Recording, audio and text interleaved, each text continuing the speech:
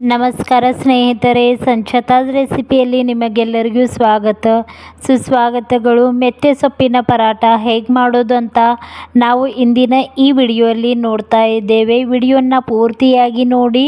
ಇದೇ ತರಹ ನೀವು ಮೆಂತ್ಯ ಪರಾಠನ ಮಾಡಬಹುದು, ಈಸಿಯಾಗಿ ಮಾಡಬಹುದು. ಅದಕ್ಕೋಸ್ಕರ ವಿಡಿಯೋನ ಸ್ಕಿಪ್ ಮಾಡದೆ ಪೂರ್ತಿಯಾಗಿ ನೋಡ್ಕೊಳ್ಳಿ.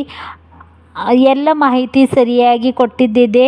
ವಿಡಿಯೋನ ಸ್ಕಿಪ್ ಮಾಡದೆ ಚೆನ್ನಾಗಿ ನೋಡ್ಕೊಳ್ಳಿ. ಅಂದರೆ ಇದೇ ತರಹ ನೀವು ಪರಾಠನ ರೆಡಿ ಮಾಡಿ ಮಕ್ಕಳಿಗೆ, ಮನೆ ಜನಕ್ಕೆಲ್ಲ ಹಾಕಬಹುದು. ಸೊ ವಿಡಿಯೋ ಇಡಿಸಿದರೆ ವಿಡಿಯೋಗೆ ಲೈಕ್ ಮಾಡಲು ಮರಿಬೇಡಿ ಮತ್ತು ಚಾನಲಲ್ಲಿ ಮೊದಲನೇ ಸಾರಿ ಭೇಟಿ ಕೊಟ್ಟಿದ್ರೆ ಚಾನಲ್ಗೆ ಸಬ್ಸ್ಕ್ರೈಬ್ ಮಾಡಿಕೊಳ್ಳಿ. ಮೆಂತ್ಯ ಪರಾಠ ಹೇಗೆ ಮಾಡೋದು ನೋಡ್ಕೊಳ್ಳೋಣ. ಅದಕ್ಕೋಸ್ಕರ ನಾನು ಒಂದು ಬೆಳ್ಳುಳ್ಳಿನ ತೆಗೆದುಕೊಂಡೇನೆ, ಸ್ವಲ್ಪ ಶುಂಠಿ ಮತ್ತು 7 ರಿಂದ 8 ಮೆಣಸಿನಕಾಯಿ, ಸ್ವಲ್ಪ ಕೊತ್ತಂಬರಿ ಸೊಪ್ಪು. ಇದನ್ನು ಎಲ್ಲ ಮಿಕ್ಸಿ ಜಾರಕ್ಕೆ ಹಾಕಿ ಇದನ್ನು ಮಿಕ್ಸ್ ಮಾಡಿ ಇದರ ಒಂದು ಪೇಸ್ಟ್ ರೆಡಿ ಮಾಡೋಣ. ಅದಕ್ಕೋಸ್ಕರ 2 ಟೀ ಸ್ಪೂನ್ ನೀರನ್ನು ಹಾಕಿ ಇದನ್ನು ಪೇಸ್ಟ್ ಮಾಡಿ ಒಂದು ಸೈಡಲ್ಲಿ ಇಡೋಣ. ಒಂದು ಮೆಂತ್ಯ ಗಡ್ಡಿನ ಇಲ್ಲಿ ಸಾಫ್ ಮಾಡಿ ಎಲ್ಲ ಕ್ಲೀನ್ ಮಾಡಿ ತೊಳೆದು ಇದನ್ನು ಚೆನ್ನಾಗಿ ವಾಶ್ ಮಾಡಿ ಇದರಲ್ಲಿರುವ ನೀರನ್ನೆಲ್ಲ ಸೋಸಿ ತೆಗೆದಿದ್ದಿದೆ. ಇದನ್ನು ಈ ತರಹ ಚೆನ್ನಾಗಿ ಕ್ಲೀನ್ ಮಾಡಿ ಇಟ್ಕೊಳ್ಳಿ. ಮತ್ತು ಈ ಮೆಂತ್ಯ ಸೊಪ್ಪನ್ನೇ ಇಳಿದ ಮೇಲೆ ಇದನ್ನು ಈ ತರಹ ಚಿಕ್ಕದಾಗಿ ಕಟ್ ಮಾಡ್ಕೊಳ್ಳಿ. ಈ ತರಹ ಯಾಕೆ ಪರಾಟ ಹರಿಯೋಕ್ಕೆ ಬೇಡ ಅಂತ ಈ ತರಹ ಸಾಫ್ಟಾಗಿ ನಾವು ಕಟ್ ಮಾಡಿ ಇಡ್ತಾ ಇದ್ದೇವೆ. ಆಮೇಲೆ ನಾವು ಒಂದು ದೊಡ್ಡ ಪರಾತಿಗೆ 2 ಬೌಲಷ್ಟು ಚಪಾತಿ ಹಿಟ್ಟು ಅಂದ್ರೇ ಗೋಧಿ ಹಿಟ್ಟನ್ನು ಹಾಕಿಕೊಳ್ಳುತ್ತಾ ಇದ್ದೇವೆ. ಇದರಲ್ಲಿ ಟೇಸ್ಟ್ಗೋಸ್ಕರ ಕಡಲೆ ಹಿಟ್ಟು ಅಂದ್ರೇ ಬೇಸನ್ ಹಿಟ್ಟು 4 ಟೀ ಸ್ಪೂನ್ ಹಾಕ್ತಾ ಇದ್ದೇವೆ. ಸಿಹಿಗೆ ತಕ್ಕಷ್ಟು ಮಸಾಲೆನ ಹಾಕೋಣ. ಅದಕ್ಕೋಸ್ಕರ ಒಂದು ಹಾಫ್ ಟೀ ಸ್ಪೂನ್ ಅರಿಶಿನ, 1 ಟೀ ಸ್ಪೂನ್ ಖಾರ, 1 ಟೀ ಸ್ಪೂನ್ ಅಜ್ವೈನ ಈ ತರಹ ಕೈ ಮೇಲೆ ಕ್ರಷ್ ಮಾಡಿ ಹಾಕಿ. ಇದಕ್ಕೆ ಸ್ಮೆಲ್ ಮತ್ತು ಟೇಸ್ಟ್ ಕೂಡ ತುಂಬ ಚೆನ್ನಾಗಿ ಬರುತ್ತೆ. ಅಂದ್ರೇ 2 ಟೀ ಸ್ಪೂನ್ ಇಲ್ಲಿ ಎಳ್ಳನ್ನು ಹಾಕ್ತಾ ಇದ್ದೇವೆ. ಆಮೇಲೆ ಇದು ಕಸ್ತೂರಿ ಮೇಥಿ ಇದೆ, ಇದನ್ನು ಈ ತರಹ ಕ್ರಷ್ ಮಾಡಿ ಹಾಕಿ. ಇದರಿಂದ ಸ್ಮೆಲ್ ತುಂಬಾ ಚೆನ್ನಾಗಿ ಬರುತ್ತೆ. ಆಮೇಲೆ ನಾವು ಪೇಸ್ಟ್ ಮಾಡಿ ಇಟ್ಟಿದ್ದ ಈ ಮೆಣಸಿನ್ಕಾಯಿ ಪೇಸ್ಟ್ ಮಾಡಿ ಇಟ್ಟಿದ್ದು ಇದನ್ನು ಇದರಲ್ಲಿ ಮಿಕ್ಸ್ ಮಾಡ್ತಾ ಇದ್ದೇವೆ. ಇದನ್ನೆಲ್ಲ ಈಗ ಚೆನ್ನಾಗಿ ಮಿಕ್ಸ್ ಮಾಡ್ಕೊಳ್ಳೋಣ. ಈ ಹಿಟ್ಟಿನಲ್ಲಿ ಇದನ್ನೆಲ್ಲ ಚೆನ್ನಾಗಿ ಮಿಕ್ಸ್ ಮಾಡಿ ಇಟ್ಟಿದ ಮೇಲೆ ಇದಕ್ಕೆ ನಾವು ಕಟ್ ಮಾಡಿ ಇಟ್ಟಿರುವ ಮೆಂತ್ಯ ಸೊಪ್ಪನ್ನು ಹಾಕೋಣ. ಈ ಹಿಟ್ಟನ್ನು ಈಗ ಚೆನ್ನಾಗಿ ಎಲ್ಲ ಮಿಕ್ಸ್ ಮಾಡ್ಕೊಳ್ಳೋಣ. ಆಮೇಲೆ ಇದರಲ್ಲಿ 2 ರಿಂದ 3 ಟೀ ಸ್ಪೂನಷ್ಟು ಎಣ್ಣೆನ ಹಾಕೋಣ. ಈ ತರಹ ಎಣ್ಣೆನ ಹಾಕ್ಕೊಂಡು ಈಗ ನೀರನ್ನು ತೆಗೆದುಕೊಂಡು ಇದನ್ನು ಸ್ವಲ್ಪ ಆಗಿ ಹಾಕಿ ಚಪಾತಿ ಹಿಟ್ಟನ್ನು ಹೇಗೆ ನಾವು ನಾದ್ಕೋತೇವಲ್ಲ ಅದೇ ರೀತಿ ಇದನ್ನು ನಾದ್ಕೊಳ್ಳೋಣ. ಹೆಚ್ಚು ತಿಳುನು ಬೇಡ, ಹೆಚ್ಚು ಗಟ್ಟಿಯಾಗಿಯೂ ಬೇಡ. ಚಪಾತಿ ಹಿಟ್ಟು ಯಾವ ತರಹ ನಾದ್ತೇವೆ ಅದೇ ತರಹ ಇದನ್ನು ನಾದ್ಕೊಳ್ಳೋಣ. ನಾದೋದಕ್ಕೆ 5 ರಿಂದ 10 ನಿಮಿಷ ಹತ್ತುತ್ತೆ. ಆಮೇಲೆ ನಾದಾದಮೇಲೆ ಸ್ವಲ್ಪ ಎಣ್ಣೆನ ಹಚ್ಚೋಣ. ಕೈಗೆ ಎಣ್ಣೆ ಹಚ್ಚಿ ಅದಕ್ಕೆ ಎಣ್ಣೆನ ಹಚ್ಚಿ ಇದಕ್ಕೆ ಒಂದು 5 ರಿಂದ 10 ನಿಮಿಷ ರೆಸ್ಟ್ಗೆ ಇಡಬಹುದು. ನಿಮ್ಮ ಕಡೆ ಟೈಮ್ ಇದೆ ಅಂದರೆ ಅರ್ಧ ಗಂಟೆ ಕೂಡ ನೀವು ಇದಕ್ಕೆ ರೆಸ್ಟ್ಗೆ ಇಡಿ. ಈಗ ಇದು ರೆಸ್ಟ್ಗೆ ಇಟ್ಟು 10 ನಿಮಿಷ ಆಯಿತು ಫ್ರೆಂಡ್. ಈಗ ನಾನು ಇದನ್ನು ಈ ತರಹ ಉಂಡೆನ ಮಾಡ್ತಾ ಇದ್ದೇನೆ. ಉಂಡೆನ ನಿಮಗೆ ಯಾವ ಸೈಜು ಇಷ್ಟ ಆ ಸೈಜಲ್ಲಿ ಮಾಡಬಹುದು. ದೊಡ್ಡದಾಗಿ ಮಾಡಿದರೆ 7 ರಿಂದ 8 ಉಂಡೆ ಆಗುತ್ತವೆ.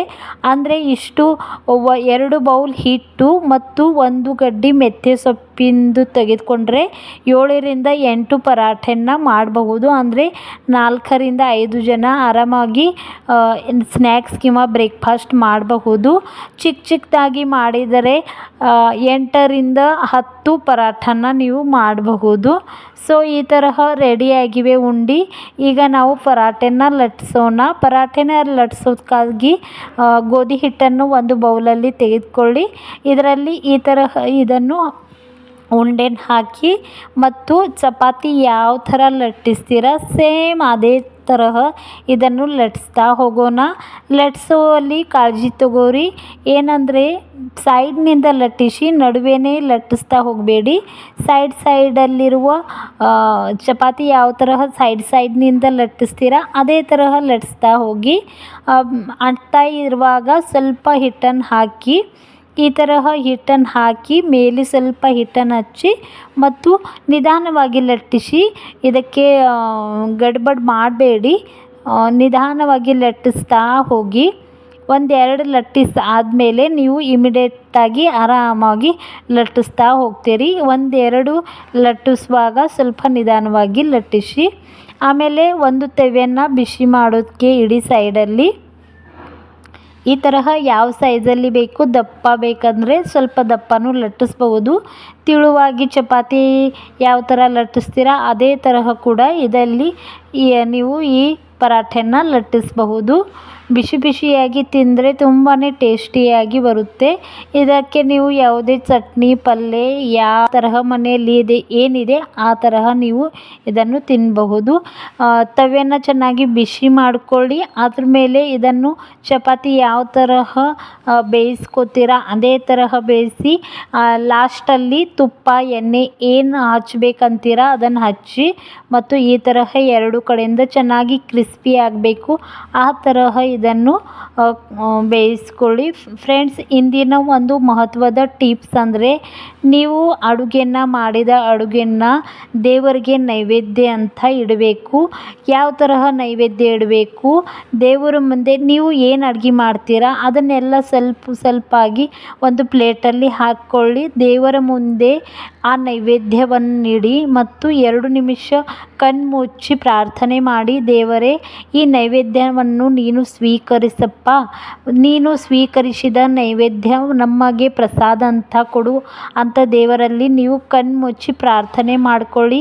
ನಿಮಗೆ ಏನಾದರೂ ಅಡಚಣೆ ಇದ್ದರೆ, ಏನಾದರೂ ಸುತಿಕಾದರೆ ಆ ಟೈಮಲ್ಲಿ ನೀವು ಕಿಚನ್ ಕಟ್ಟೆಯಲ್ಲಿನೇ ನೈವೇದ್ಯ ಪ್ಲೇಟನ್ನು ಇಟ್ಟು, ದೇವರೇ ನಾನು ಮಾಡಿದ ಅಡುಗೆಯನ್ನು ನೀವು ನೈವೇದ್ಯ ಅಂತ ಸ್ವೀಕರಿಸಿ, ಅವ್ರಿಗೆ ನೈವೇದ್ಯ ತೋರಿಸಾದ್ಮೇಲೆ ಆ ಪ್ಲೇಟಲ್ಲಿರುವ ಎಲ್ಲ ಅನ್ನ ಚಪಾತಿ ಏನಿದೆ ಅದೆಲ್ಲ ನಮ್ಮ ಪಾತ್ರೆಯಲ್ಲಿ ಸ್ವಲ್ಪ ಹಾಕಿ ಅಂದ್ರೇ ಅದು ಪ್ರಸಾದ ಆಗುತ್ತೆ. ನಾವು ಯಾವಾಗಾದರೂ ಜಾತ್ರೆಯಲ್ಲಿ ಯಾವುದೇ ಪೂಜೆಯಲ್ಲಿ ಪ್ರಸಾದನ ನೈವೇದ್ಯ ಯಾವ ತರಹ ಮನಸ್ಸಿನಿಂದ ನೈವೇದ್ಯ ಪ್ರಸಾದ ಅಂತ ಸ್ವೀಕರಿಸ್ತೇವೋ ಆ ಥರನೇ ನೀವು ಡೈಲಿ ಮಾಡಿದ ಅಡುಗೆಯನ್ನು ದೇವರಿಗೆ ನೈವೇದ್ಯ ಅಂತ ತೋರಿಸಿ, ಅದೇ ಡೈಲಿ ಪ್ರಸಾದನ ನೀವು ಡೈಲಿಯಾಗಿ ಪ್ರಸಾದನ ನೀವು ತಿಂದರೆ ಅಂದ್ರೇ ತಿಂತಾ ಹೋದರೆ ನೀವು ಎಷ್ಟು ಹೆಲ್ದಿ ಇರುತ್ತೀರ ವಿಚಾರ ಮಾಡಿ. ಎಷ್ಟು ನಿಮ್ಮಲ್ಲಿ ಪಾಸಿಟಿವಿಟಿ ಬರುತ್ತೆ, ಮಕ್ಕಳಲ್ಲಿ ಮನೆಯಲ್ಲಿ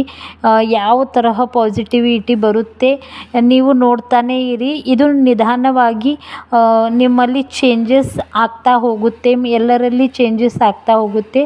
ಅದಕ್ಕೋಸ್ಕರ ಫ್ರೆಂಡ್ ನೀವು ಈ ತರಹ ಮಾಡ್ತಾ ಹೋಗಿ. ಮಾತನಾಡುವಾಗ ಕೆಲವೊಂದು ಶಬ್ದಗಳು ಈ ಕಡೆ ಆ ಕಡೆ ಆಗುತ್ತೆ, ತಪ್ಪುತ್ತೆ, ಅದಕ್ಕೋಸ್ಕರ ಕ್ಷಮಿಸಿ.